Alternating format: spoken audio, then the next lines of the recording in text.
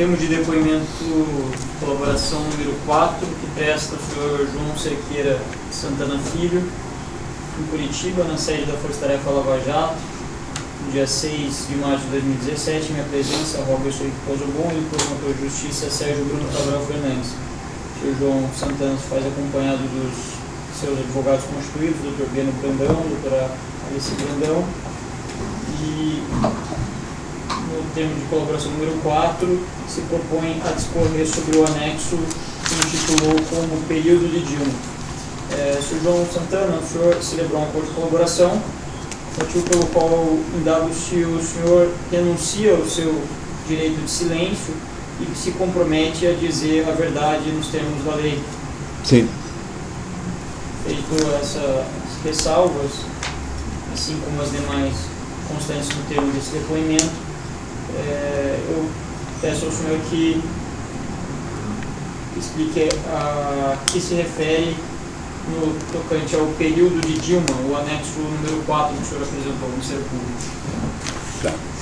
O ponto central do relato é uma solução que a presidenta encontrou e me anunciou isso em maio, junho de 2014, num almoço que eu tive eu e ela no Palácio da Alvorada, que eu lhe falei, nós almoçávamos com certa regularidade, eu jantávamos, juntamente eu e ela. Não para tratar exatamente só de problema financeiro, ao contrário, eram mais assuntos relacionados à imagem do trabalho que um consultor de imagem faz com o seu cliente.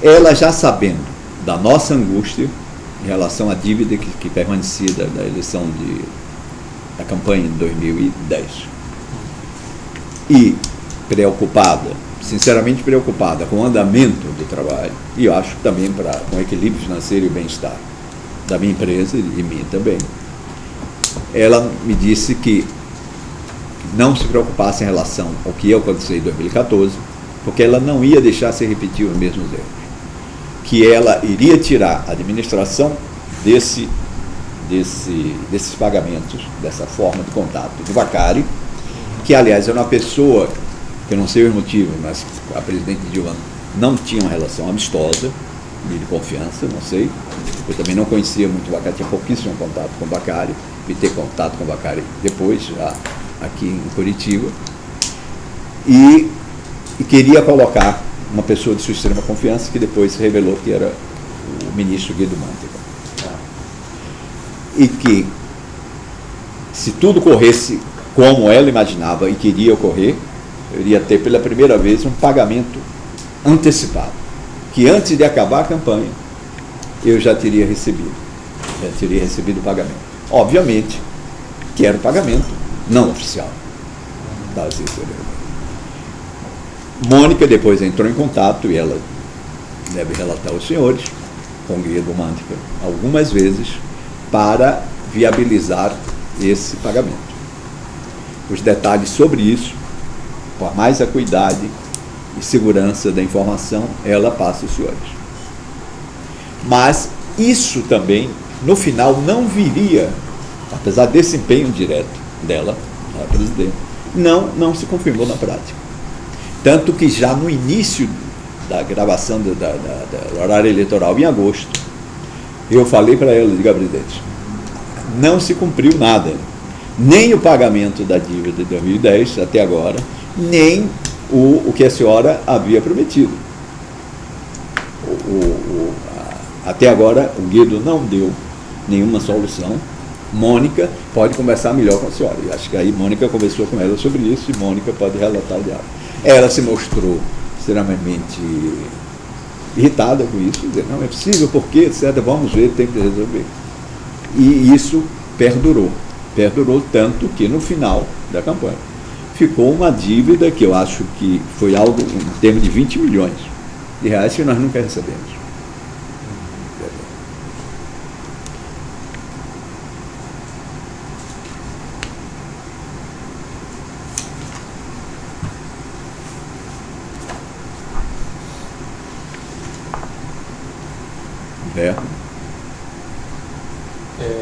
Mas, então, depois que a Mônica deu, a presidente Dilma deu essa solução de substituir o Vacari pelo Guido Mantega, nada foi pago? Eu acho que sim, foi pago, mas não na forma que ela imaginava que iria ocorrer. Mas a Mônica começou a tratar, então... Direto com o Guido, mano. E Mônica relata, eu sei que teve algumas vezes com o Guido, e o Guido passou a ser um interlocutor. Na época era o ministro da Fazenda, alguns encontros Mônica teve com ele na residência oficial do ministro. Então, e ele passou a tratar, etc. Isso. Só que ele, eu via saber isso muito depois, ele também pressionava o Vacari, pressionava todos para ajudar nessa solução. Então, sem que a própria Dilma soubesse, o Vacari ainda, ele usava o Vacari para pressionar para a dívida de 2010. É aí que foi o Vacari que deu a solução desastrosa do Zibi, que era referente a partir dessa pressão, que o Vacari disse era que... O senhor fala com a Dilma, ela fala que vai botar o Guido pressiona o Vacari. Para relação à dívida, eu acho que o Guido em relação à dívida de 2010, pode ter deduzido, isso é uma coisa, o Vacari tem que me ajudar a resolver, isso é uma dedução, porque era da alçada dele, ele vai ter que resolver. E aí entra nessa história o Desvio. E depois... E quando o senhor ficou sabendo quem era o Desvio? Ele não sabia nada, ele só ouviu saber em relação ao Desvio, e depois mesmo, Mônica já tinha tido contato com ele, me falou, olha, e Mônica tão pouco conhecia o Desvio, e eu pouco, que disse que era um coreano.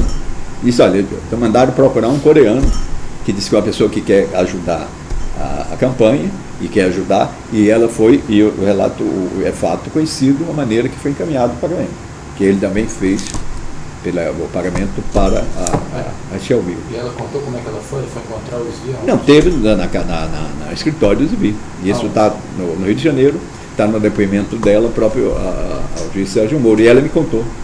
Ela me contou na época que teve lá e que deixou as informações de como ele processar o pagamento, que ele disse que também que tinha ser um pagamento no exterior. Qual era o valor que... Acho que esse valor correspondia deveria ser de 4 milhões de dólares, mas que não chegou a se confirmar, a ser completamente. Foram feitos alguns pagamentos que eu não tenho de memória qual o relato, mas que ela tem todas as condições de dizer. Mas que o Zibi, como o acordo que o Vacari tinha feito com o Zibi não saldava a dívida completa, ela continuou a pressionar o Vacari, e o Vacari, a Mônica, e o Vacari então buscou a solução Ike Batista para complementar. E como é que foi com a Ike? Com a Ike, ela procurou a Ike. Eu prefiro que ela conte, porque tem detalhe. Ela falou que ela teve contato com o Ike? Não, ela não teve nenhuma vez com o Ike, com o Godinho, como chama-se? Flávio Godinho. O Flávio Godinho. Trabalhava e foi ele que providenciou o pagamento. No Rio de Janeiro também, pelo que eu fui falar no Rio de Janeiro, mas eu não fui. Nenhum desse tipo de contato. Foi na sede de alguma empresa do Ike? Acho que na sede da empresa do Ike. E aí a alternativa foi o quê? Depósito também no exterior? Depósito na Shelby. Só exibir o Ike e Odebrecht sempre, os pagamentos sempre foram na Shelby. Só que alguns pagamentos da Odebrecht não se referiam ao Brasil. Na Shelby houve pagamentos, que eu não sei dizer quanto. Agora, o senhor falou que... De Angola, só para concluir, de Angola e do Panamá, feito na Conta. E não sei se Venezuela, porque a Odebrecht ajudou também o Chaves. E na época o senhor não se perguntou por que o Ike Batista, conhecido entre lá, estaria ajudando o PT? Eu pergunto da mesma maneira, eu não quero bancar um ingênuo nisso, é porque como empresário que ajuda uma campanha eleitoral, claro, por interesses dentro do governo. O que eu não sabia e nunca poderia imaginar é que houvesse isso que a Lava Jato terminou descobrindo. Uma coisa tão organizada e que a maioria aparente desses recursos vinha da Petrobras. Jamais passaram na cabeça da Petrobras. Até porque a imagem que eu sempre tive da Petrobras e que trabalhei nas campanhas como imagem era de uma empresa extremamente competente, de tecnologia avançada e com uma gestão esmerada e competente. Jamais eu imaginava que pudesse ter alguma coisa dessa época. e não relacionava esses pagamentos a nenhum organização. São valores muito grandes só para ajudar. São grandes, nesse aspecto sim, mas proporcionalmente ao tamanho do empresário e o tipo de ajuda e aos montantes de campanha, sinceramente não chegam a ser muito grandes. Por exemplo, 2 milhões de dólares dentro do que significa a realidade, a coisa que eu estou falando com o mundo real das campanhas brasileiras, que eram, não que são, porque eu volto a dizer, as campanhas do Brasil e no mundo, mas eu estou me referindo ao Brasil, elas são fortemente financiadas dessa forma, do Caixa 2. Não há uma só campanha no Brasil, eu disse 99,9%, que se tem. E não há um único marqueteiro, eu imagino, que não tenha sido obrigado que recebeu o plano. Não que isso isente o nosso jeito. Não estou mais de isenção. Não quero bancar de ingênuo e tal, mas vamos falar o português claro aqui. O senhor mesmo começou falando que não via nenhuma afinidade, estranhou quando a Odebrecht era tão próxima do PT. Politicamente. Não pode ser dito do EIC e do... Pode, mas acontece agora, que no caso do AIC, não é por ideologia e não é por simpatia também. Não, claro que não, mas no caso do AIC, me permita, o AIC, eu sabia por noticiários da afinidade que ele tinha com o presidente Lula. Eu sabia dos interesses que ele tinha. Eu quero dizer que nunca, jamais, em minha cabeça, imaginava que tivesse relação com a Petrobras, que tivesse relação com que empresa, com que negócio foi. Nunca foi. Quais interesses que ele tinha? O AIC, como todo empresário que tem negócios com o governo, obviamente, busca algum tipo de compensação. O que não poderia ficar claro jamais onde eu alcançava, até porque eu não era partícipe desse tipo de organização, desse tipo de segredos, é que havia uma coisa estruturada como se revelou depois. Isso jamais. Eu tinha como, era uma dívida, um trabalho que eu prestava efetivamente, com competência, com profissionalismo, uma forma de remuneração. A maior parte, eu queria agora abrir, a maior parte era oficial. Vou dizer agora o seguinte: se os senhores se examinarem, faço questão de deixar registrado isso. Quando eu assumo as campanhas do PT, o que houve, o aumento exponencial de valor oficial é muito grande. É muito grande. O que, por exemplo, a campanha presidencial do Lula, feita pela agência Duda Mendonça, quanto ele cobrou e depois quanto eu consegui. Eu consegui isso. Se eu não conseguir tornar esse pagamento todo oficial, isso para mim seria o ideal, eu não estaria passando esse suplício que eu estou passando hoje, e mesmo pagando imposto, eu queria pagar imposto, eu consegui pelo menos aumentar muito. Por exemplo, nunca houve uma campanha, e além de tudo, vou dizer uma coisa também que é muito interessante, com a informação relevante, quer dizer, para conhecer a cultura das campanhas. A campanha nunca houve eleição presidencial do Brasil, como o preço da campanha da presidente Dilma, de 70 milhões, que foi o preço oficial, de 70 milhões de reais. Nunca. Mas o oponente... O custo foi quanto? O custo... Acho que mais 30%, mais ou menos, essa é a média. Mas Mônica, repito, fica fazendo uma ladainha, mas Mônica tem tudo isso que pode dizer exatamente quanto foi. Que é muito tempo, é uma série de operações simultâneas. Mas voltando, de 70 milhões, a nossa campanha nunca tinha tido. E o que acontece? O oponente direto, ele também é obrigado, quando se declara um preço, ele não pode se afastar tanto desse preço para não ter disparidades e desconfianças. E o que acontece? Existe um acordo informal entre as campanhas, mesmo campanhas que vão se digladiar, arrancar sangue, mas os coordenadores financeiros conversam entre si, dizem: olha, meu preço vai ser esse. E o outro chega perto ou passa. E alguns acompanham, outros não. Existia esse tipo de acordo. Não só entre essas campanhas, como entre campanhas de governadores, como campanhas de prefeito, os coordenadores financeiros, os tesoureiros de campanha conversavam entre si. Isso eu sei porque conversavam. Todos vão me desmentir, mas é verdade. Agora, eu quero dizer o seguinte, é que, não para dizer que eu ajudei alguma coisa a sanear esse mercado, mas que a minha pressão para ser o pagamento ser o mais próximo da realidade ajudou isso também. Porque eu queria exatamente, era uma angústia permanente para mim. Mas o senhor, já que o senhor tocou nesse assunto, só te convido também que, se os marqueteiros não admitissem receber dinheiro Caixa 2 no exterior de empresários, etc., nós teríamos campanhas mais limpas, honestas, democráticas. Sem dúvida, então, sem dúvida alguma. E aí é que está. A democracia, a financiamento de campanha Caixa 2 torna a competição desigual, principalmente quando é reeleição e o candidato já está no poder. O senhor falou duas coisas, eu vou começar pelo. Torna desigual, mas essa que chama de violar a democracia, todos violam, todos, pequenos e grandes, cada um à sua maneira, e se associam para violar, entendeu? Então é uma prática generalizada o Caixa 2. O ponto aqui não é fazer discurso moralista, é só questão de colocar que o senhor tem uma responsabilidade nisso. Isso que é importante ficar aqui, porque o senhor é colaborador. Tenho. Se o senhor eu tenho. Não tem isso em mente. Não, eu tenho, e um dos motivos. Porque é bem claro que o senhor tem que ter essa consciência que o senhor praticou uma ilicitude e faz parte de uma engrenagem muito nociva. Sem dúvida alguma. Sem dúvida alguma, e me arrependo profundamente. Inclusive pelo sofrimento pessoal, o sofrimento político, moral, familiar e empresarial que eu estou sofrendo. Isso sem dúvida. Eu não me isento disso. O senhor tem toda a razão nesse aspecto.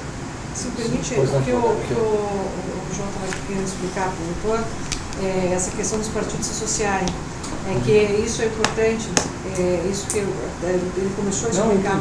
Isso eu acho que é daquele assunto que depois a gente faz no final, ele estava nos explicando hoje, e isso é absolutamente relevante. Tá, vamos tratar disso depois para dar sequência aqui, depois a gente volta nisso, tá?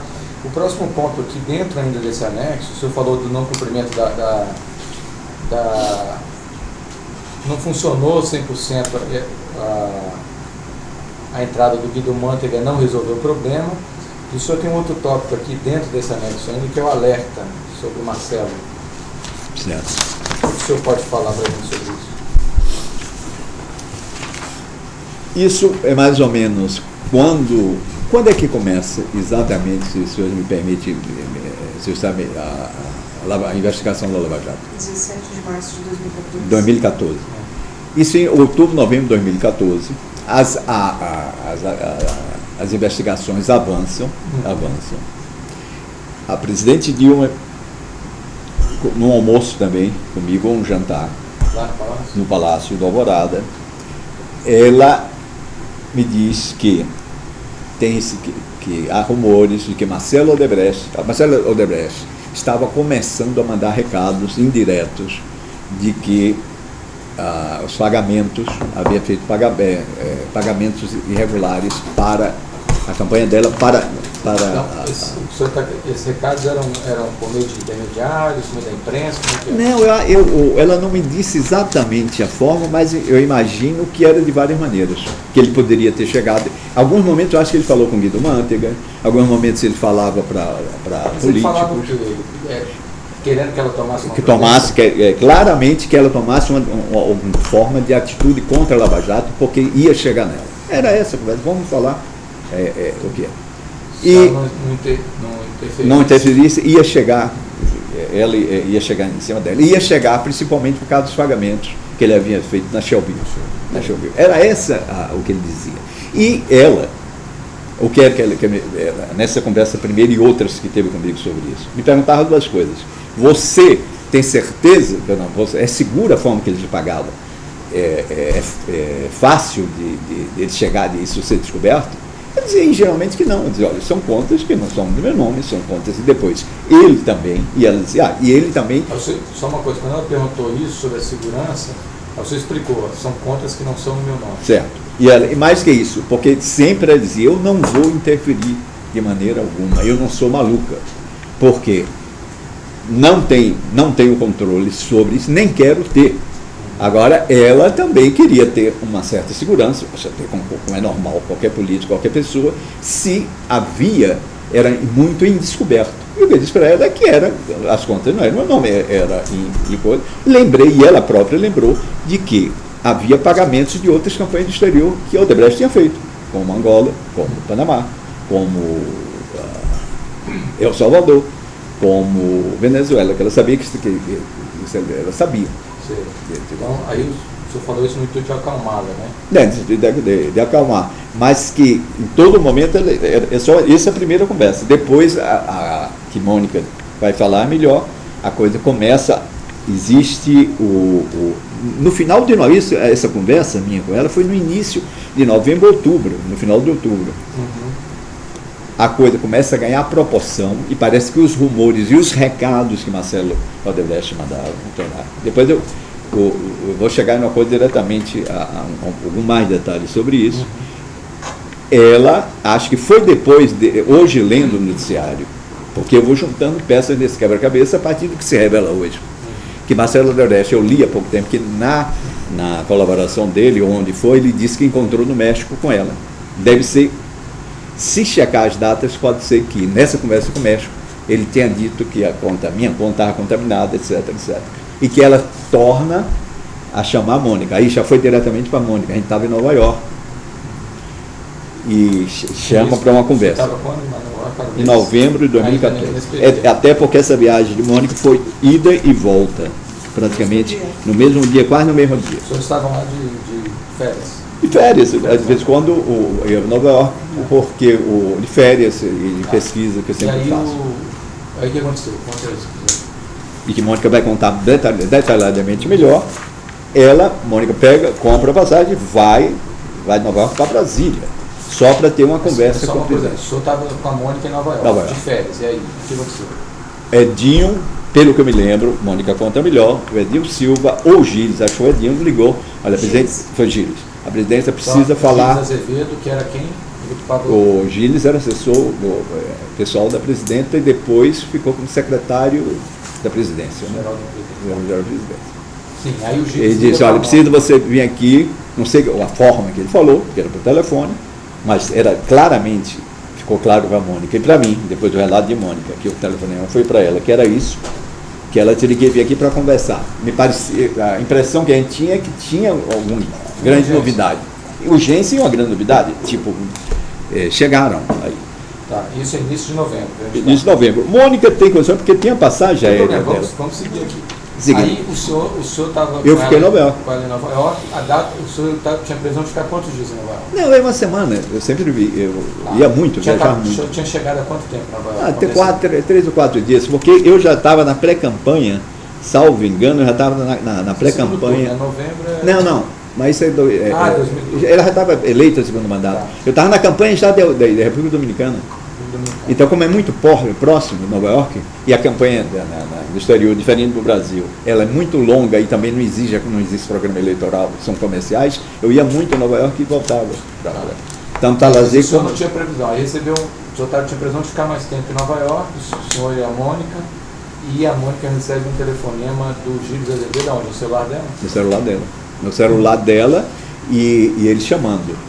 Agora, outra coisa bem importante é que nesse primeiro momento que a presidenta fala, que é o início, acho que é outubro, final de outubro, ou início desse mesmo novembro, porque eu vinha no Brasil também, com certa regularidade. Eu estava na Dominicana e eu vim aqui para conversar com ela sobre outros assuntos. Era aqui ainda? Era aqui, como tem outra empresa, eu tenho também no exterior.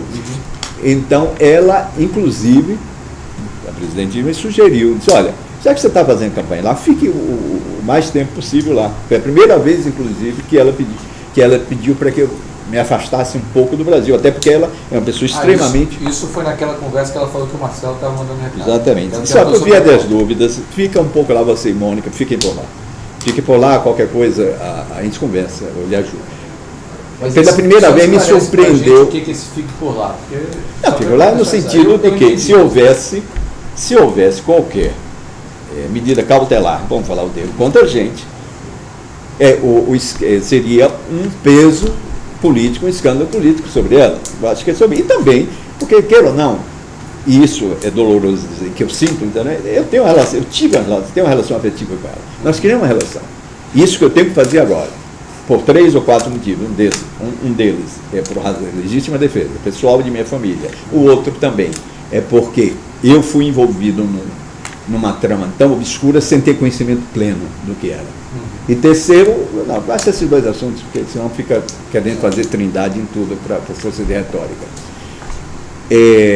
Mas fiz essa volta toda. Sim, havia também uma preocupação dela. Ficar lá, ficar mais tempo. Que aí seria. É quando chama, então, ela chama Mônica. Quando o Gilles chama a Mônica, a gente disse, olha, a coisa deve estar apertando. Eu digo, vá e veja o que vai. Ela vai e volta. No outro dia, uma viagem assim de bate e volta. Ela comprou a passagem no mesmo dia? Comprou a passagem no mesmo dia e viaja, é recebida, tudo aí isso. Uma passagem eu não Nova quero. York, São Paulo, Rio. Eu não sei se teve. Ela conta que tem um bilhete. Se foi Nova York, Miami, Brasília, não sei. Ou se foi São Paulo. Pode ser que tenha sido ainda. No mesmo dia, ela no mesmo comprou a dia, passagem foi no dia seguinte. Imediatamente, porque pelo peso da informação era uma coisa extremamente urgente e relevante. Tanto que eu imaginava que já fosse uma coisa mais séria, mais concreta, que depois viria a ocorrer meses depois. E ela vem e volta o que ela diz exatamente isso. Olha, eu imagino hoje que foi depois da. Sua Mônica, porque a partir de muitas coisas ela já começava a tratar diretamente com ela. Pois não, prosseguir aí depois que a Mônica veio e voltou no dia seguinte. Voltou no dia seguinte, o que ele falou exatamente, olha, foi o mesmo tipo de perguntas, não houve nada de mais concreto, nem disse, olha, vocês estão. E acertou, acho que aí é que quando acerta uma forma para evitar viagens, uma forma de se relacionar por e-mails. Se comunicar e alertar quando eles iriam alertar se havia de fato alguma coisa mais próxima de alguma medida cautelar. E como é que foi esse e-mail? Foi criado ali na hora? Foi. Mônica vai relatar aos senhores que eles criaram esse e-mail, depois um e depois mais outro, mas já existia um e-mail criado, do Google naquele sistema, que Mônica explica detalhadamente que a máquina que está. E o e-mail, a função era se comunicar. Comunicar sobre o andamento se tivesse alguma medida cautelar. E como é que o senhor sabe como é que era essa comunicação? Porque não eram e-mails. Não, era com coisas metafóricas, do tipo. Não me lembro exatamente, mas eu recordo ter lido. Então, fazer uma pergunta. Foi criado um e-mail, foi usado esse e-mail para Foi, eu acho que 2 vezes pelo menos. E a última vez na proximidade da nossa prisão. E a primeira? Vamos falar da primeira. A primeira vez eu não sei, sinceramente, eu não me recordo. Mônica pode. Mas tirando a metáfora, o que significava? Qual era a mensagem? Eu estou inseguro de memória de dizer se houve uma primeira mensagem ou se já foi a outra. A outra não me recordo plenamente, que era dizendo, avise, aquele nosso amigo, como se fosse uma questão de saúde grave. Aquele nosso amigo termina qualquer coisa assim. E o pior é que eu soube que a mulher dele também está muito doente. Era exatamente isso, a mensagem mais ou menos. Esse texto o que significava é que já havia, eu deduzi que já havia uma ordem, já havia alguma medida cautelar, que eu não sabia a dimensão, tomada não só contra mim, como com relação a Mônica. Foi quando ficou certo que Mônica também era alvo. Quando ele disse que esse e-mail disse que o pior é que a mulher dele também está terminal, ou também está muito doente, era óbvio que eram os dois que estavam. Isso foi questão de 48 horas até a prisão, até sair o decreto de prisão. O senhor estava lá ainda? Eu estava isso foi na República Dominicana. E quando se confirmou, nós viemos imediatamente no outro dia. Que nunca veio um alerta, seja de quem for, ninguém do governo, dizendo, olha, saiu o decreto. Nós soubemos pela notícia. E eu soube na madrugada da que estava acontecendo a operação lá em casa. Porque eu vi pelas câmeras. Doutor, se me permite fazer uma correção, porque eu induzi o colaborador em erro. Quem ligou foi o Edinho Silva. Quem buscou foi o Gilles Azevedo. Exatamente. Então eu estava correto. Vamos retificar. Quem ligou para a Mônica quando o senhor ia lá na Nova York foi o Edinho, que era o ministro da Comunicação. E foi o tesoureiro da campanha. Era ministro de Comunicação. E foi tesoureiro da campanha. Tá. E aí o Gilles é que foi. Quando a Mônica chegou no aeroporto, ele foi pegado. Foi pegado no aeroporto. E que levou no palácio, ele se reuniu com o presidente e depois voltou. A Mônica voltou no mesmo dia. Foi uma viagem assim de. Ah, entendi. Aí ele levou ela para o aeroporto e ela voltou. Ela voltou. Ela voltou no mesmo dia. Chegou, acho, de manhã, que esse voo chegou no meio de manhã, teve um encontro no dia e voltou à noite. E chegou em Nova York no outro dia de manhã. Salvo engano, é questão de horas de diferença. Mas o percurso é esse. Então, essa mensagem foi aquele alerta que, quando ela quando ela falou para sugerir que o senhor ficasse mais no tempo exterior, qualquer coisa eu aviso. Avisar, bem, foi o segmento se se concretizou dessa maneira. Então foi o Gilles que pegou só no aeroporto. E lá a Mônica falou alguma coisa, quem participou mais dessa conversa foi não, o acho que só ela e o Gilles. E eu acho que não sei se o Gilles ficou para a conversa, porque normalmente o Gilles não ficava para. Primeiro nas conversas minhas que eu tinha, com ela e o Gilles não ficava ninguém, era eu tinha sempre conversa com ele. Até porque envolvia muita coisa de estratégia. Não era que era negócio, eu nunca tratava de negócio com ela. Raramente, salvo uma outra circunstância já revelada aqui, em relação à campanha.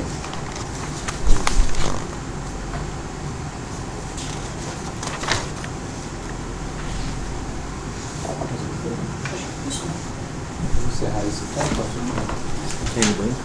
Não, Eu quero. eu queria.